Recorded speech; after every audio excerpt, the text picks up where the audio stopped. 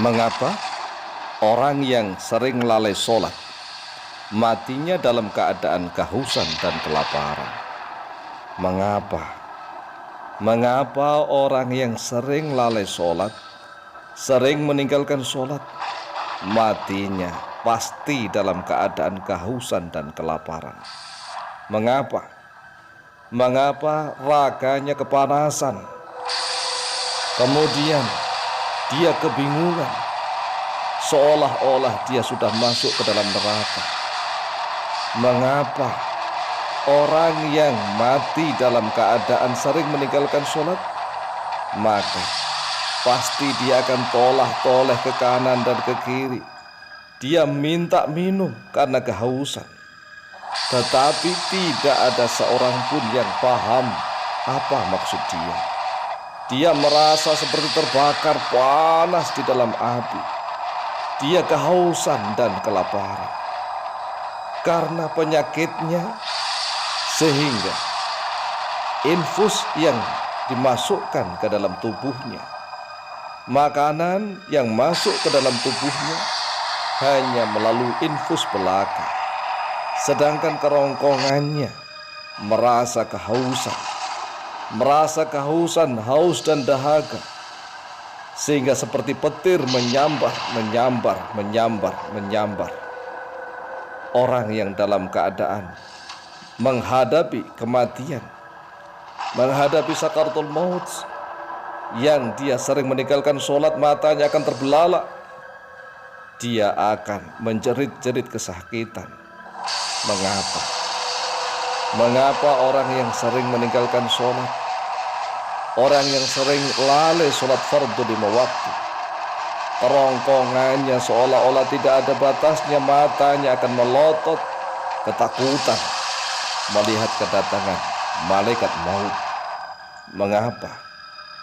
Mengapa? Sekali lagi, karena manusia diciptakan oleh Allah lengkap 3 komponen, yaitu ada raga, ada sukma dan nyawa. Apabila nyawa sudah keluar, tetapi dalam keadaan tidak pernah diberikan siraman rohani, rohnya akan gentayangan, matanya akan melotot karena ketakutan. Oleh sebab itulah, wahai saudaraku, mari sayangi diri kita, bukan hanya menyayangi raga belaka, tetapi melupakan sukma dan nyawa. Sedangkan kelak yang menghadap kepada Allah Azza wa Jalla bukan hanya raga saja, tetapi sukma dan nyawa kita akan menghadap Allah Azza wa Jalla. Oleh sebab itulah, orang-orang yang jarang sekali memberikan makanan dan minuman kepada sukma dan nyawanya, tatkala menjelang kematiannya, sukma dan nyawanya merasa kehausan dan kelaparan, tubuhnya merasa panas seperti terbakar di api neraka. Dia tolah-toleh kanan kiri meminta minuman, tetapi tidak ada yang berikan minuman. Kerongkongannya sangat haus, perutnya sangat kelaparan, padahal di lengannya sudah ada infus.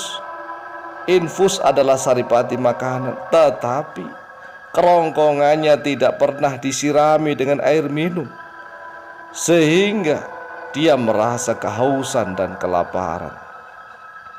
Sekali lagi, mengapa orang yang sering lalai meninggalkan sholat, maka matinya dalam keadaan kehausan dan kelaparan?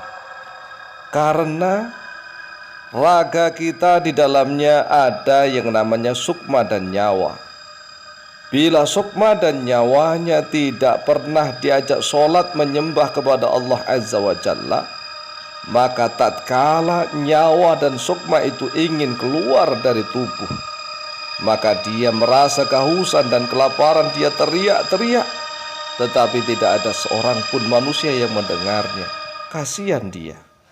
Dia merasa kebingungan menghadapi keadaannya sendiri, tolah-toleh kanan kiri, dia kebingungan.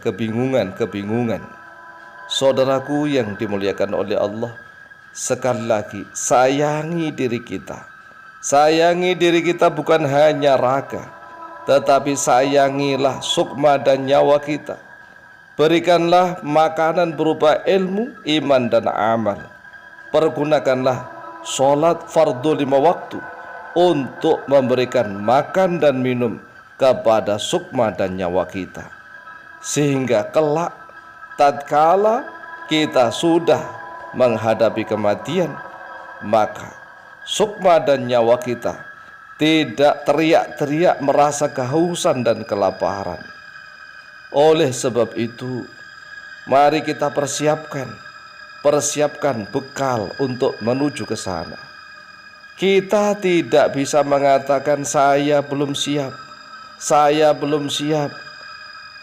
Siap atau tidak siap, jika ajal sudah datang maka harus dijemput oleh malaikat. Orang yang sering meninggalkan sholat, bukan hanya di dunia, di alam kubur pun dia akan dicabik-cabik oleh seekor ular yang besar. Tubuhnya akan hancur berantakan.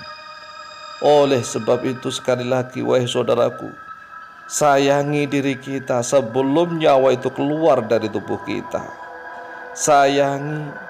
Sayangi raga, sukma dan nyawa. Pergunakanlah untuk mengkaji Al-Quranul Karim. Itulah makanannya sukma dan nyawa. Ayat-ayat Allah makanannya sukma dan nyawa. Kemudian ilmu dari Rasulullah yang berupa hadis-hadisnya Rasulullah. Kemudian setelah itu digunakan untuk beramal. Itulah makanannya sukma dan nyawa.